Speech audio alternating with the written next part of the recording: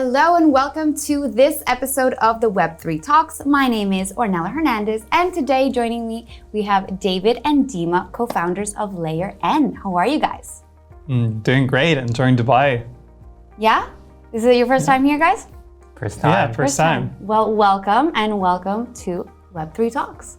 So today we're going to talk about Layer N, which is a new Ethereum scaling solution and what it's all about. So first off, if you guys could just tell me a little bit more about how you got the idea of Layer N and what it is. Yeah, totally. I mean, Yeah, go ahead.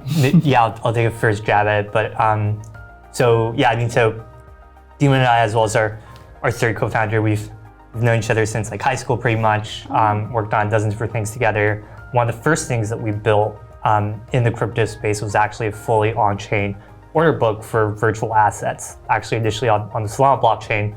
And that's really what got us into talking and working with a lot of institutional liquidity providers, traders, DeFi builders, other protocol founders, and got us to realize that sort of there's fundamentally a lot of challenges in terms of building on-chain finance on this sort of existing set of infrastructure that we have today. Okay. And it's like, if you look at, any sort of modern financial system like Visa, NASDAQ, New York Stock Exchange, you compare that to the cutting edge on-chain scaling solutions that we have today, you're just looking at magnitudes of difference when it comes to throughput, latency, even reliability, right? And so really sort of those experiences of actually building on-chain, realizing that there's a lot of flaws in the system, led us to sort of slowly but surely, move our way towards what Layer N is today, which is like, okay, like how do we build like a modern system that makes sense and that actually works for the needs of modern financial applications, which is Layer N. Okay. And so Layer N is a layer 2, correct? All right. Why N? What's up with the name? Yeah, I mean, like we saw this like bunch of rollups on chain calling some layer 2s, like then there's like layer 3s, and we were trying to figure out like what's the end vision for it all. Like, is it going to be layer 4, layer 5, layer 6? But we thought of like our architecture of like designing like multiple rollups connected all in the same network as like the end state and end solution. So that's where the end came from, like the end state, where like we think the entire like ecosystem should converge to, like layer N. Okay, I like that. Now, David, you mentioned some of the issues with currently scaling financial applications. So can we delve into that a little bit, break that down, and what exactly you guys are trying to solve? Yeah, for sure. I think we can maybe think about it in terms of 3 categories. So like 1, throughput, right? Number of trades per second that you're able to put through. Second is latency, right? So like how quickly you're able to get confirmations for your orders. And then the last one is just composability / liquidity fragmentation / capital efficiency, right? Okay. When we think about all technical terms. Yeah. Break it down a little bit more on the last one. Yeah, totally. So the last one is just in terms of,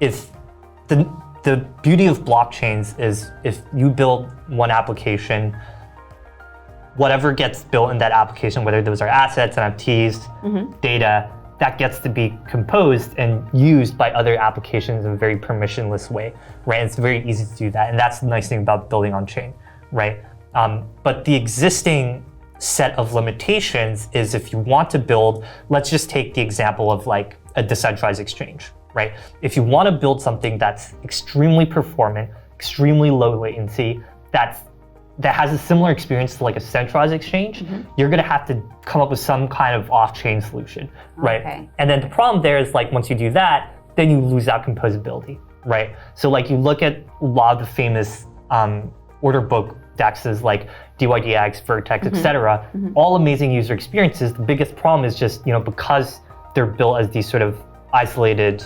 rollups or L3s, etc. I can't easily build, let's say, like some smart contract that just uses that liquidity. It's like siloed, right? And usually that's kind of like the status quo that we've seen is like, okay, either you choose full composability and build on top of like an EVM layer, but then you inherit a lot of like throughput and latency problems. So that's better for the users, right? The UX UI experience, but it's more difficult for developers who want to work on the code. Exactly. Okay. So like, how do how do you make it great for everyone, right? Essentially. Okay, got it. And now you also mentioned that you guys started building on Solana versus Ethereum. So what sparked that change, and what was going through your minds when you decided to make that pivot? Like as founders, walk me through that process. Yeah, absolutely. I mean, when we started on Solana, we came with an idea of like, hey, here's a place to build Nasdaq on chain. Here's a place to build something very low cost for end user, very high throughput, high performing applications, and it really resonated with us, right? What we realized after 1 year, like building essentially in the space, talking to founders, that it's actually not enough. It's not enough to be on Solana. It doesn't offer enough scalability. That's part one of realization. That's like part where we decided, hey, we need to reinvent like the architecture. Like we need to come up with something new that actually solves all of these problems. And then the question is like, where do you actually settle? Do we continue staying on Solana and like maybe scaling Solana, rollups on Solana? No one has done it before, right? But that's where the second realization came in, is that like the importance of decentralization, importance of do people feel the most comfortable putting their money in? Like where do they believe the network is the most secure? Where is there the most decentralization? Where do we believe the network will survive like for next 10, 20 years? And that's where we realized like Ethereum is the best place to be. That's like where we want to scale and take our like technological design and push it forward and to achieve to actually all of the promises that like Solana promised us initially. Interesting. So do you guys put all your eggs in Ethereum personally?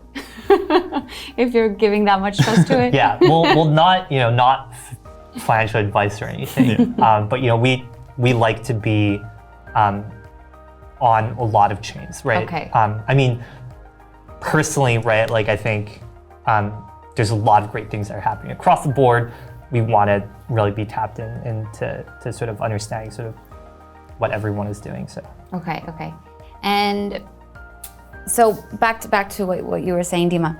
What kind of goes through your minds as co-founders when you have to like adjust when the market's going down or like things aren't going your way and you have to pivot sometimes? Like how do you guys get through these situations? Like the FTX collapse, for example, like how did you guys get through that? Yeah, I think like we actually saw multiple collapses, right? We saw like 3 Arrows collapse, like we saw Luna collapse, we saw FTX collapse. Like we had to go through all of them as founders, like as building a protocol, and then you question everything, right?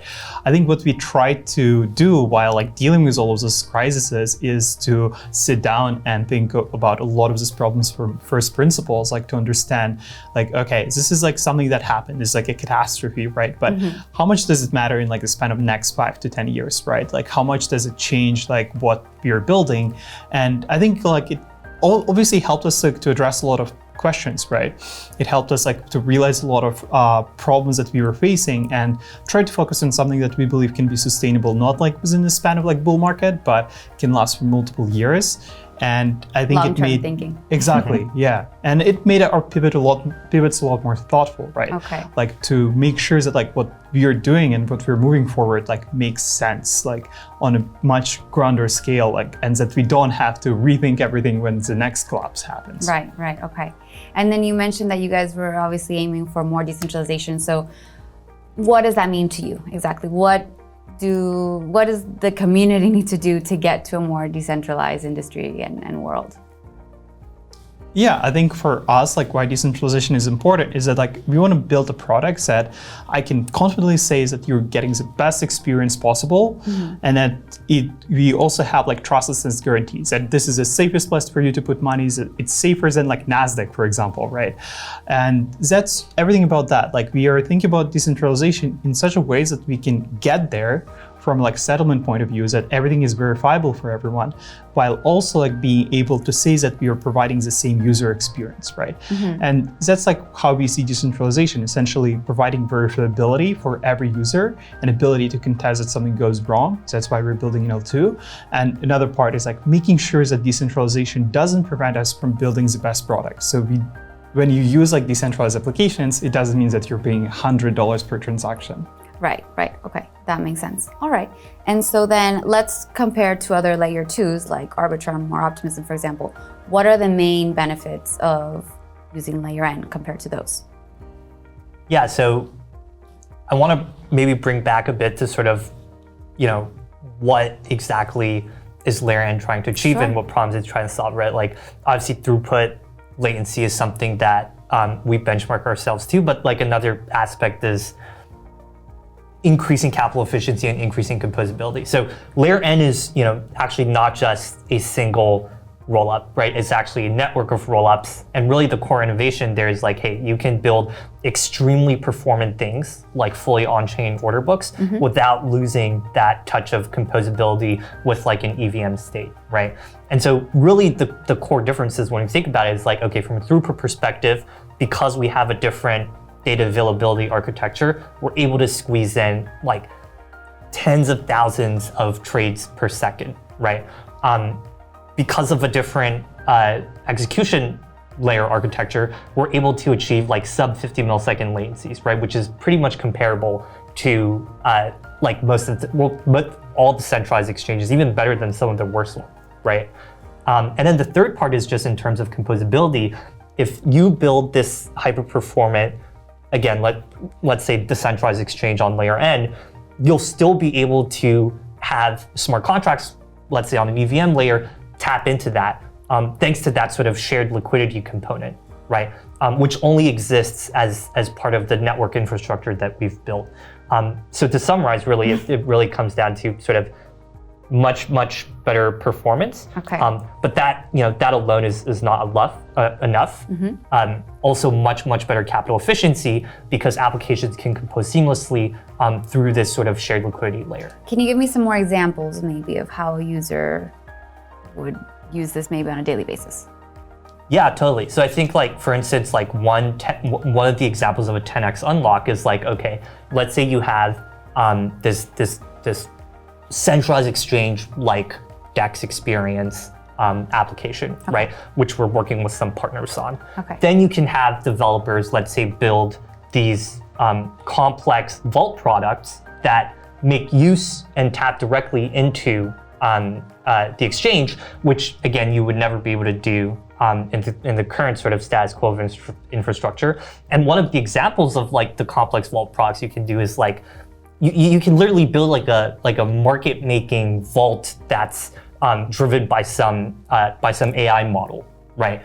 You can literally do that, and that can tap into the exchange. And then people can build also like various different permissionless smart contract vaults that leverages the market making vault that taps into the exchange. And then if you're a market maker, right, let's say you have positions in some AMM, you're providing liquidity, you can then even use that LP as collateral on the exchange, right? So now I can take my margin from one application, use this collateral somewhere else, and just have this kind of like 10 to 100x unlock where my capital that used to just be locked and unusable can now be used across all sorts of different venues, right? Okay. Lots there. Do you have anything to add? No, I think it's like a perfect example, essentially. Like what we're trying to achieve is like really build an ecosystem of multiple rollups and looking new applications. And I think like at our core, like we're trying to expand beyond what currently other rollups are doing or other L1s are doing, and really expand like the possibilities for development and get us like one step and hopefully like a lot more steps closer to having no difference between like what is possible in Web 2 and what is possible in Web 3. Okay, so what do you guys personally think is possible? Like what would be an ideal fully enabled blockchain world? What would that look like? I think the perfect world really looks like when I go to a developer and who has never heard about crypto and I tell him like, hey, do you have like an idea for like financial application? That today I would have to take his hand and go through with him like, hey, here's Solidity, here's like blockchain transaction fees, here's everything you need to know, here's like compute, gas costs. It gets insanely complicated, and then it results in an application with a lot of friction. Like we want to achieve is that like we take the developer and hey, like you want to build this, here you do it, right? And so that like eliminates a lot of friction, opens up a lot of more possibilities, and essentially allows developers to really focus on product instead of just like figuring out like how do I deal with all of these restrictions. And we've heard DeFi developers before, like we know exactly all that friction points and how hard it is like to deal with this. Like, can you feel like you're wasting time instead of like talking to users, talking to people who want to use your applications and improve it? let's delve into your background a little bit more. What got you guys excited about DeFi, into coding? You said you were friends from high school, right? Yeah. That's amazing. I love when people remain long-term friends. Okay, so tell me a little bit more about that and what led you to the world of DeFi. Yeah, I mean, essentially, like David and I and another co-founder knew each other for years. Like we've been playing around and trying different startup ideas, like building different things. And one day, like as a lot of people like heard a lot about crypto, like in 2021, decided to dive in. We did one crypto hackathon, and we got a prize there actually. And then like it was a light bulb moment. Hey, like it's like a completely different world. Like it moves so much faster than everything we've seen so far. And on the other hand, like we saw a lot more opportunities like to actually transform the world, like for the better, like with how we can reinvent financial system there. And I think that drove us like to actually double down in this industry and try to build. And that's like how we came initially in Solana with this like premise of building NASDAQ on chain. And that like what drove us a lot. And I think like that's where still we are. Like we want to reinvent financial system, but like throughout our experience, like really reconsidered a lot of viewpoints, like decided like what's the best strategy, what's the best technology, and still trying to be very like, I guess like product focused, like trying to understand like what everyone like on the street would use, like, and how can it affect their lives, right? Okay, so reinvent the financial system. Was there maybe a moment or a memory that you guys can recall that like made you think that way? It's like, damn, this needs to be different. We need to change this. I can change this. What do we do? I mean, you know, so when we used to work on the order book stuff, for instance, right? Like we worked with liquidity providers and market makers, right? And like we saw firsthand their pain in terms of trading, providing liquidity and things like that. You know, there's a lot of funny anecdotes from those experiences that, you know, maybe we'll share at some point. Okay, not now. Maybe over a few drinks, but like, yeah, I mean, it was just really that sort of first-hand experience, and we were like, okay, like, you know, the current way that things are is not how it should be, and then no one was really selling it, so we were like, okay, then if no one's doing it, then we'll do it. Okay, all right, makes sense. And so you guys are based in Hong Kong, correct? Or you're a little more nomadic? So part of our team is like in Hong Kong, but aiming to set up like our base in New York actually. Oh, okay, okay. So can you maybe compare the markets from Hong Kong and US? Yeah, I think like why we decided to have a base in New York is because we still see US as a center like of financial world. A lot of activities are there, a lot of financial players are there. And we still remain positive like around the outlook of crypto in the United States. It just will take a lot more time. But we also spend quite a lot of time in Hong Kong and have team members there as well. Okay. And we see a lot of promise there. We see a lot of things moving a lot quicker in Asia. We see a lot more promise, like a lot more regulators want to actually talk to you. Yeah. They attend crypto events, like they're curious, like they're really proactive. And we see a lot of potential there. And why we are trying to also like think about a lot of these regulatory aspects is because like we're not just thinking like, oh, what's we gonna do in 1 year? Like, which is obviously a lot of like crypto native stuff, like a lot of DeFi applications, etc. But we also try to think around like what's going to be the outlook in 5 years, in 10 years, right? Like how can we integrate more of traditional financial world into what we're doing, right? How can we work with like banks, etc., issuing like real stable coins backed by government bonds, etc. You would like to see that? Yeah, absolutely. And I think like in Asia, there's like a lot of promise on like real world assets and as well as like getting more regulatory clarity like faster. But at the same time, we also like hoping to see the same move in US, but it will just like take longer. Yes, it'll take time, I think, in the US, given the regulatory climate over there. All right. And then this is a more fun, creative question, but if you guys had any blockchain-based superpower, what would it be and why? That's a good question. Just no gas, like no gas fees? Unlimited. Yeah. Okay. I mean, you know, that's also part of sort of what we're doing is decreasing gas as much as possible. Right. Well, layer twos tend to do that, right? Yeah. They decrease the gas fees. Some more than others. Okay. And that's definitely sort of core of sort of how we're, I mean, Dima alluded to this, but we like to think that we're very practical people, and like we want to build the best possible experience for not only building, open financial innovation, but also for users, because ultimately that's what matters. And so if, no gas fees would be my superpower. Okay, what about you? Yeah, I mean, I would have said gas fees, but now that I think about it, maybe eliminate all gas fees, right? Okay, that's yours. I guess like my superpower, okay, can I always be a blog builder? Maybe that would be mine. Sure, so that means I would just with your mind or something? I don't know. Maybe like I will always know like what's happening in a mempool. Could it be one controlling it? Oh, okay. That'd be nice. All right.